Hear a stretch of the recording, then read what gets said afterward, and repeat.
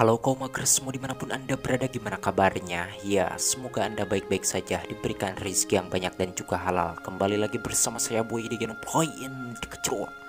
Kali ini saya akan membahas sebuah cerita film survival yang sangat sedih dan juga menegangkan sekali. Dan film ini berjudul Come and See yang dirilis pada tahun 1985. Yang mana film ini menceritakan tentang dua orang remaja Belarus yang bertahan hidup di hutan belantara ketika negara mereka diduduki oleh Nazi Jerman. Oke, tanpa berlama-lama kita langsung aja masuk ke alur ceritanya. Dan seperti biasa, cerat ceret cerot.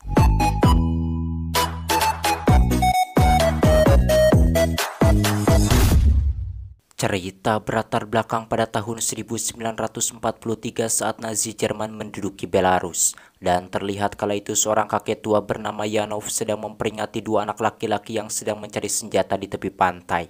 Karena jika tentara Jerman melihat mereka di kawasan ini, bisa saja mereka dianggap sebagai pemberontak anti-Jerman.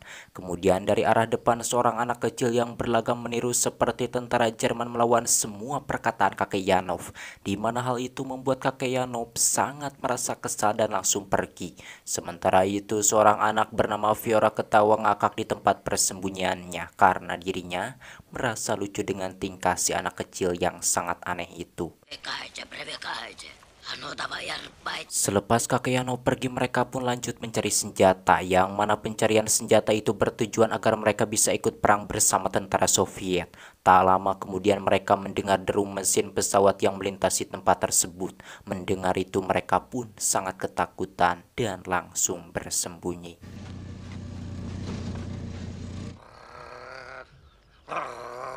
Setelah pesawat itu menjauh, terlihat di sana Fiora berusaha mencabut sesuatu dari lubang galiannya, dan setelah berhasil dicabut ternyata itu adalah senjata laras panjang milik tentara Jerman. Tak lama kemudian pesawat tentara Jerman kembali melintasi area itu. Dengan senjata laras panjang yang dipegangnya, Fiora tidak merasa takut sedikit pun.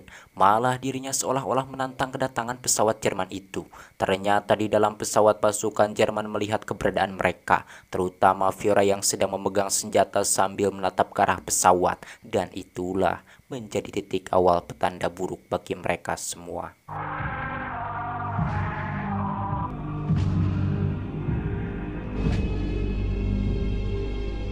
Sepulangnya ke rumah, ibunya yang bernama Tina sangat merasa sedih dan takut setelah mendengar atas keputusan Fiora yang akan bergabung bersama pasukan Soviet. Dan saat itu ibunya juga marah karena menganggap Fiora sudah tidak sayang lagi kepada keluarganya.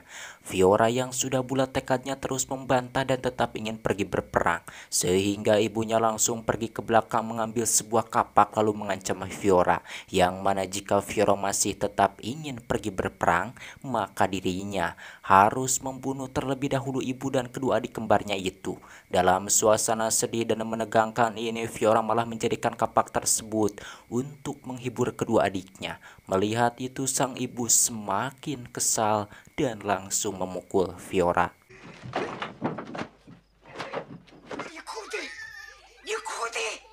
Selang beberapa menit, dua tentara Soviet datang ke rumah Fiora. Tentara itu mengatakan bahwa teman-teman sebaya Fiora sudah ikut berangkat ke medan perang. Kemudian Fiora dipaksa untuk segera bergabung ke dalam prajurit Soviet. Mendengar itu tentu saja Fiora sangat senang dengan paksaan dua prajurit itu. Berbeda dengan ibunya, sehingga prajurit itu pun menyeret Fiora lalu melemparkannya keluar. Melihat itu tentu saja sang ibu semakin histeris, kemarahannya semakin memuncak. Ibunya kembali berusaha mencegah karena dirinya tidak rela Fiora dibawa begitu saja untuk dijadikan prajurit lalu membunuh orang. Selepas Fiora dimasukkan ke dalam gerobak, dirinya tersenyum senang karena ibunya tidak bisa menahan kedua prajurit tersebut.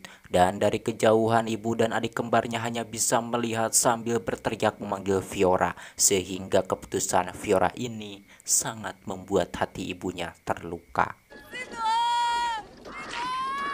Setibanya di camp Soviet yang terletak di tengah hutan, Fiora sangat kebingungan dan untuk pertama kalinya Fiora merasakan suasana dunia luar yang sebenarnya.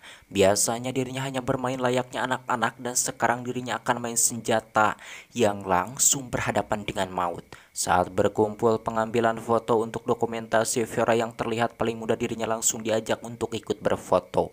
Dan saat itu Fiora sangat senang bisa berkumpul berfoto dengan para prajurit Soviet walaupun dirinya belum tahu keganasan di medan perang itu seperti apa.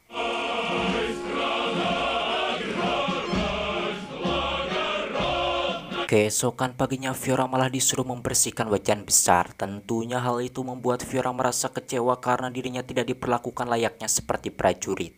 Kemudian saat itu datanglah seorang wanita cantik bernama Glasa yang sedang dikerumunin beberapa pria. Tak lama Glasa pun mendekati Fiora dan langsung menaburkan bunga ke dalam wajan. Seolah-olah Glasa sedang membumbui Fiora. Melihat itu Fiora pun sangat merasa keheranan dengan tingkah Glasa. Singkat cerita, kini pasukan Soviet dan partisan Yahudi pun akan bersiap pergi ke medan perang. Sebelum berangkat, Glasa mendekati kerumunan pasukan dan di sana dirinya menatap sang komandan dengan penuh pesona. Seolah-olah dirinya ingin menarik perhatian si komandan itu. Namun sayangnya si komandan itu malah mengalihkan pandangannya, sehingga Glasa pun merasa kecewa dan langsung pergi. От каждого на их оружие страх. Yang mana ketika hendak berangkat dari deretan partisan Yahudi, seorang patua melaporkan bahwa sepatunya bolong dan tidak mungkin bisa ikut perang. Melihat itu sang komandan pun menyuruh untuk menukarnya dengan milik Fiora. Mendengar itu mau tidak mau Fiora pun harus menukarkan sepatunya sehingga dirinya tidak diikutkan untuk berperang. Padahal dirinya itu sudah sangat ingin merasakan berada di medan perang. Dan kini Fiora hanya bisa menyaksikan dari belakang melihat ribuan tentara berhamburan pergi untuk bertempur. Setelah semua prajurit menjauh, Fiora pun langsung pergi sambil menangis karena ternyata keberadaannya hanya dijadikan seperti pembantu. Ketika sedang duduk meratapi nasibnya di sana, dirinya melihat Glasa sedang menangis di tengah rimbunan pohon. Mereka berdua sepertinya mengalami nasib yang sama namun dalam bentuk yang berbeda. Lalu saat itu Fiora pun membuka sepatunya yang bolong seolah-olah ingin mengatakan bahwa dirinya juga lagi sedih. Karena hal itu mereka yang tadinya menangis tiba-tiba berubah jadi menertawakan nasib sial mereka masing-masing. Setelah itu mereka pun berkenalan dan mengobrol. Так и зовут Флёра. Флориан, имя. Меня зовут Глаша. Namun ketika mereka sedang asyik mengobrol, tiba-tiba mereka melihat pesawat tempur Jerman dibarengi dengan pasukannya yang sedang terjun bebas di area sana. Melihat itu kini mereka berdua pun mulai merasakan ketakutan. Apalagi saat itu tentara Jerman meluncurkan bom bertubi-tubi di kawasan mereka.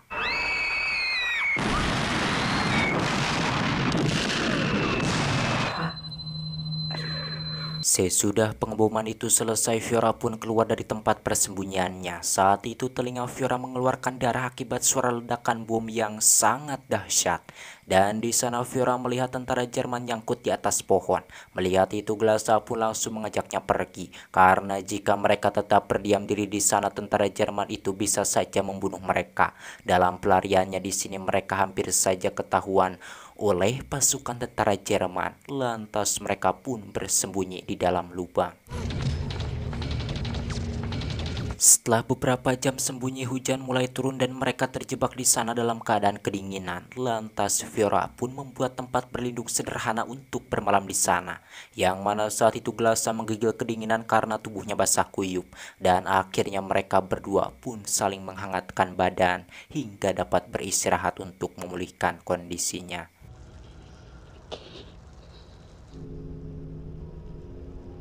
Keesokan harinya mereka berdua pun berusaha menghilangkan ketakutan dengan mencoba menikmati kondisi di dalam hutan. Terlihat di sana Glasa pun menari dengan begitu indahnya, hingga Fiora pun merasa terhibur dan lupakan situasi dan nasib buruk yang telah menimpanya.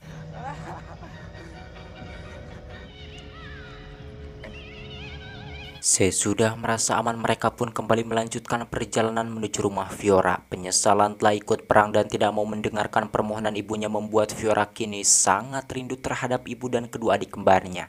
Dan dirinya berniat mau memperkenalkan Glasa kepada ibunya. Setibanya di sana, Fiora merasa keheranan karena kampungnya sangat sepi, tidak melihat ada seorang pun yang berkeliaran. Hanya ribuan lalat yang berterbangan dengan suara bisingnya. Kemudian saat itu Fiora pun langsung bergegas menuju rumahnya. Akan tetapi sesampainya di dalam dirinya tidak menemukan ibu dan adiknya ada di sana. Dan kondisi di dalam rumah pun terlihat sangat berantakan, entah apa yang sudah terjadi. Tak lama Glasa pun masuk dan dirinya duduk di depan meja yang penuh dengan makanan busuk. Dan di sini dirinya merasakan keanehan dengan lalat yang banyak serta bau busuk yang sangat menyengat. Kemudian saat itu Fiora pun mengambil makanan di dapur dan dirinya mendapatkan sup yang masih hangat.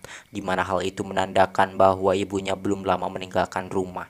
Lalu mereka pun makan bersama, namun karena bau busuk dari arah luar semakin menyengat, Glasa pun langsung memuntahkan lagi makanannya.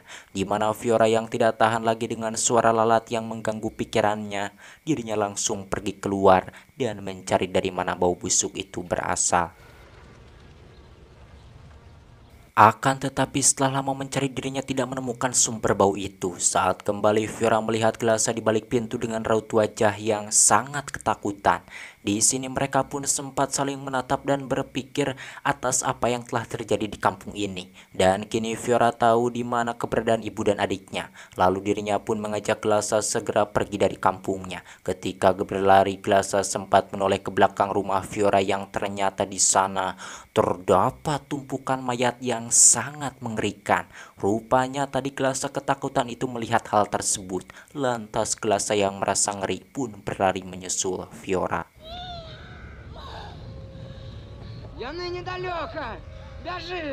Sesampainya di rawa, Fiora pun mengajak Glasa menyeberangi kubangan lumpur.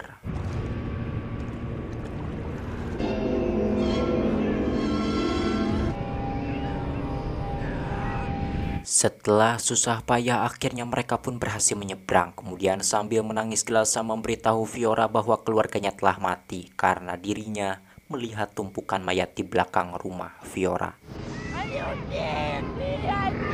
Tidak mau menerima kenyataan pahit ini, Fiora langsung mencekik Glasa dan mendorongnya ke dalam lumpur. Namun beruntungnya dirinya kembali sadar dan membawanya menepi.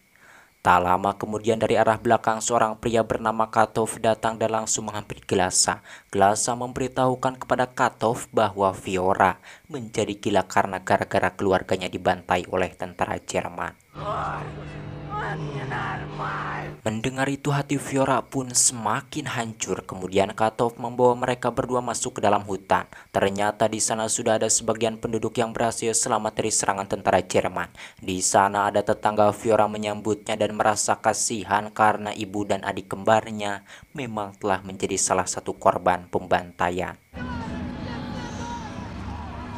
Di dalam kerumunan itu ternyata di sana ada kakek Yanov dalam kondisi yang mengenaskan karena tubuhnya dibakar dan sengaja dibiarkan hidup menderita oleh tentara Jerman. Di mana saat itu kakek Yanov mengatakan bukankah dirinya telah memperingati Fiora tempo hari yang lalu tentang penggalian senjata di area pesisir pantai. Dan inilah akibatnya atas perbuatan Fiora yang telah mengundang tentara Jerman ke kampungnya hingga semua orang dibantai dengan cara yang biadab. Mendengar perkataan kakek Yanov, Fiora semakin histeris. Di samping kehilangan keluarganya, kini dirinya juga harus menanggung rasa penyesalan akibat perbuatannya. Dengan rasa bersalah ini, Fiora pun tidak bisa lagi mengendalikan dirinya hingga langsung menenggelamkan kepalanya ke dalam lumpur untuk mengakhiri hidupnya. Namun beruntungnya Glasa dan yang lainnya langsung mencegahnya. Keesokan harinya kondisi Fiora pun semakin memburuk, tatapannya kosong seolah hidup tapi mati. Akan tetapi dengan penuh kesabaran Glasa tetap menjaganya.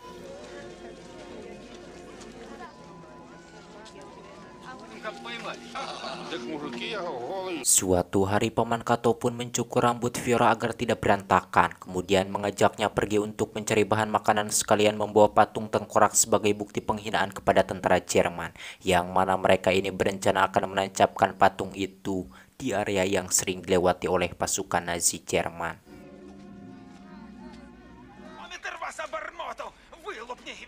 Di tengah perjalanan mereka pun berlari sangat kencang melewati area terbuka menuju hutan, dan di saat itu dari arah belakang mereka ditembaki oleh tentara Jerman.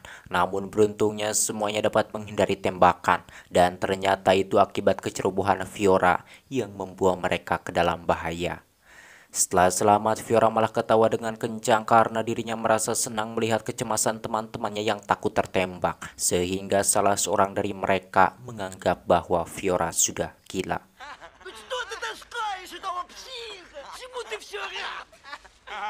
Setibanya di tempat yang kemungkinan selalu dilewati oleh tentara Jerman, mereka pun menancapkan patung tengkorak itu di sana. Setelah itu mereka lanjut berjalan mencari makanan, namun sialnya di sini kedua teman Katop yang mengikuti dari belakang, mereka menginjak ranjau hingga tubuhnya hancur.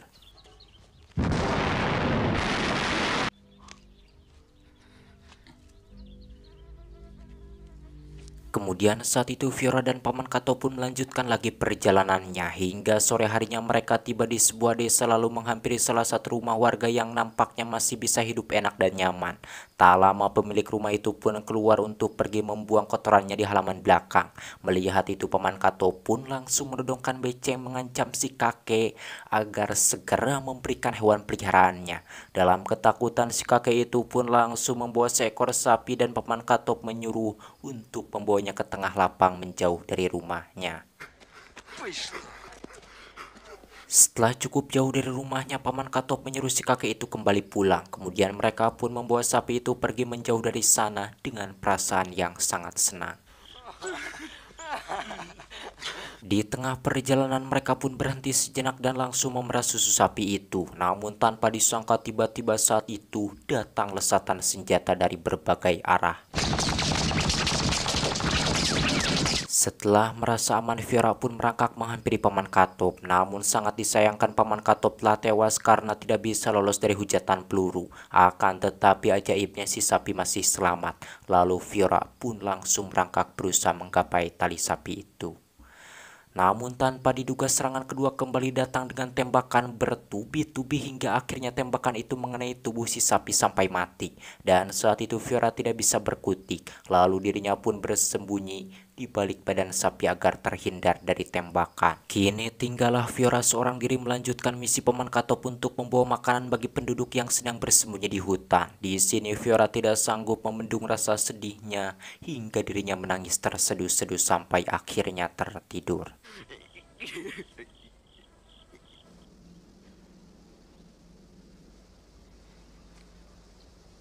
Setelah terbangun, Fiora pun mencoba untuk membawa sapi tersebut. Namun ya, sapi yang begitu besar sangat mustahil bisa dibawa oleh seorang diri.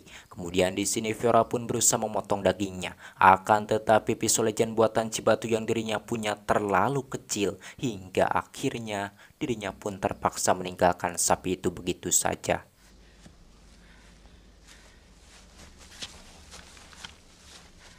Di tengah perjalanan Fiora melihat seekor kuda petani dengan gerobak dan tanpa pikir panjang dirinya pun langsung membawanya. Di mana saat itu seorang kakek pemilik gerobak tersebut mencoba mencegahnya, membuat Fiora terpaksa mengancamnya dengan senjata.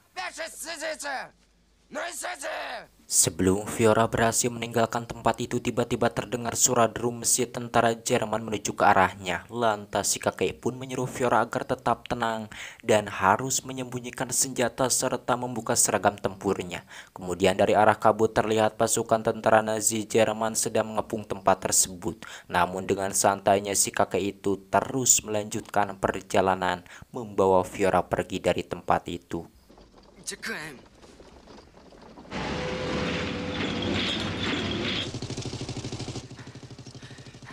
Sesampainya di rumah si kakek, situasi semakin menegangkan. Banyak warga yang sudah berkumpul di dalam sana sedang menyambut kedatangan tentara Jerman. Kemudian datanglah sang komandan. Kemudian mereka pun mempersilahkan si komandan Jerman itu untuk mencicipi makanan yang telah mereka hidangkan dari tadi.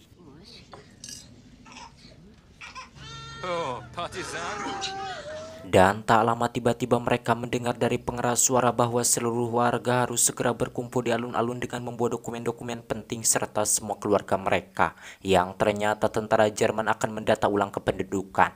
Bahkan sebagian warga dijanjikan akan dikirim ke negara Jerman untuk hidup lebih sejahtera lagi. Mendengar itu para warga pun sangat senang dan mulai melangkahkan kakinya menuju alun-alun. Sementara Fiora yang mengetahui bahaya itu dirinya menyuruh semua warga agar kabur karena sebenarnya mereka akan dibantai habis tanpa ampun. Kemudian salah satu tentara Ukraina yang pada saat itu menjadi babu tentara Jerman menangkap Fiora dan menggiringnya untuk ikut ke alun-alun. Kini suasana semakin mencekam di sana, seluruh warga disuruh untuk menyerahkan dokumen-dokumen mereka.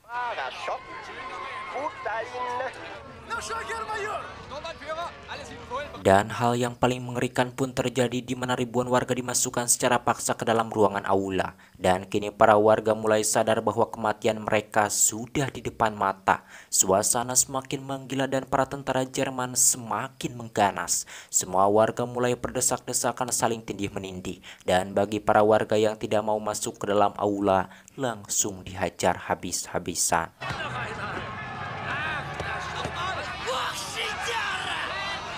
Jeritan anak kecil mulai menggema di antara teriakan orang dewasa. Ketakutan sudah menyelimuti mereka dan mereka semua semakin yakin bahwa mereka akan berakhir di dalam sana. Kini Fiora sudah di dalam ruangan aula bersama warga lain. Di sini Fiora pun mengingat keluarganya yang sempat merasakan dalam kondisi yang kini dialaminya sendiri.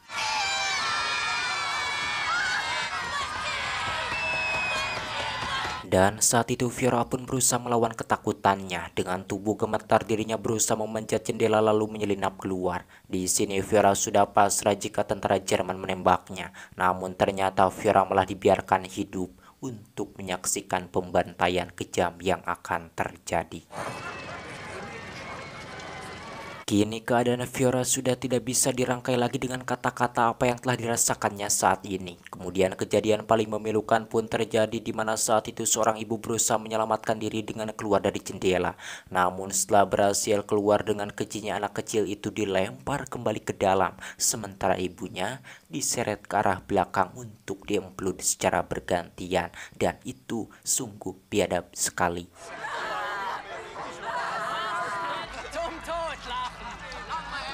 Dan selepas itu kini dimulailah genosida besar-besaran di mana rumah yang sudah dipadati dengan ribuan warga itu pun langsung dibakar dengan sangat biadab tanpa peri kemanusiaan. Sesudah kobaran api semakin besar, semua pasukan Jerman pun bersorak gembira dengan sangat puas menyaksikan ribuan manusia menjerit kepanasan. Saking biadabnya bagi mereka, jeritan warga itu seperti melodi musik yang membangkitkan gairah hidup, sehingga suasana yang dirasakan tentara Jerman semakin meriah. Kemudian mereka pun angkat senjata dan menembaki aula yang sudah terbakar itu dengan penuh kegembiraan.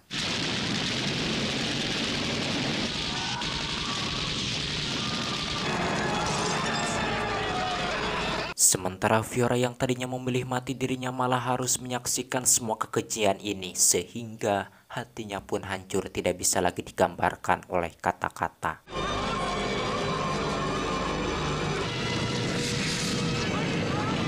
Setelah itu kemudian salah satu tentara Jerman menyeret Fiora ke suatu tempat untuk dijadikan properti saat mereka akan berfoto sebagai kenang-kenangan membanggakan atas pembantaian yang telah dilakukan.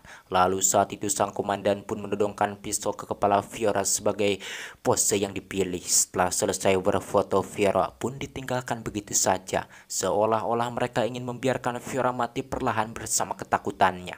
Karena saking ngerinya dengan apa yang telah dilakukan oleh tentara Jerman, akhirnya Fiora pun pingsan di balik kobaran api dan bau ribuan mayat yang terbakar.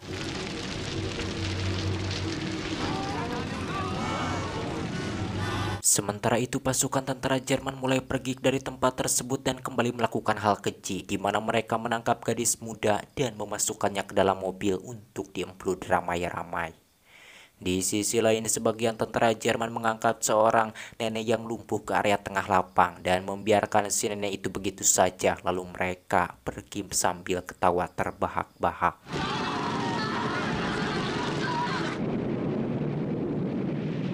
Beberapa jam setelah itu, Fiora yang sudah terbangun dirinya menemukan wanita Jerman sedang sekarat di tengah hutan. Nampaknya pasukan Soviet berhasil mengepung dan menyerang balik tentara Jerman.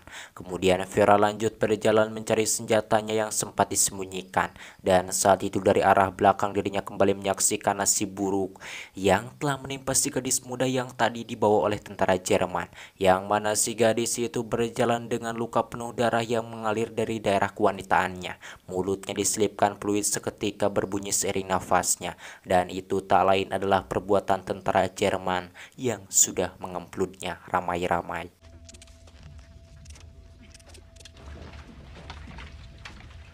Singkat cerita, kini Fiora kembali bergabung dengan pasukannya, yang mana di sana dirinya melihat ketua pasukan Jerman yang berhasil ditangkap. Mereka sedang diinterogasi oleh sang komandan atas kekejian yang telah terjadi, dan akhirnya tawanan itu pun langsung dieksekusi.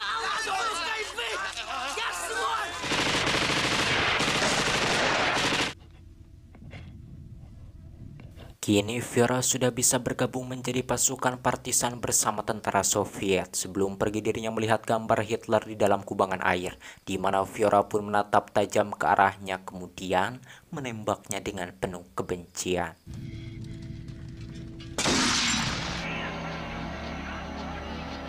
Tamat ending yang sangat mengapakan menurut kalian tentang film ini. Tadi saya belelo sekali tumben baca teh. Bagi kalian yang tahu film survival aneh gitu, silahkan saja yang punya gitu, yang tahu masih anjing yang tahu film survival aneh gitu bisa tulis di kolom komentar, entah saya tonton filmnya, saya bikin alur cerita filmnya gitu. Jadi saya lihat dengan film teh tidak semudah yang teman-teman bayangkan, karena ya memerlukan waktu juga gitu, tidak sekarep ingsun. Karena kalau saya mengambil genre-genre yang yang lain gitu nih, view teh mengkhawatirkan sekali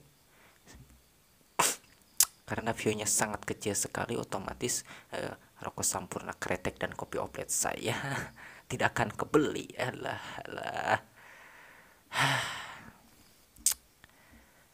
Aduh, bagaimana menurut kalian tentang film ini? Film-film perang kalian suka gak seperti ini? Tapi yang agak lain seperti apa itu, ada film series yang berjudul The Pacific tahun 2010 series tuh. Kalau kalian suka, saya bisa reviewnya itu. Tapi kalau kalian suka itu tapi kalau gak suka mah ngapain dipaksain gitu, otomatis viewnya kecil sekali buat saya, AdSense kecil. Daripada ngecoblak tidak para ruguh seperti ini, saya akhiri saja. Saya Boy pamit dari ruang dengar Anda. Salam. Aku ngopi bulan puasa, pamit balelo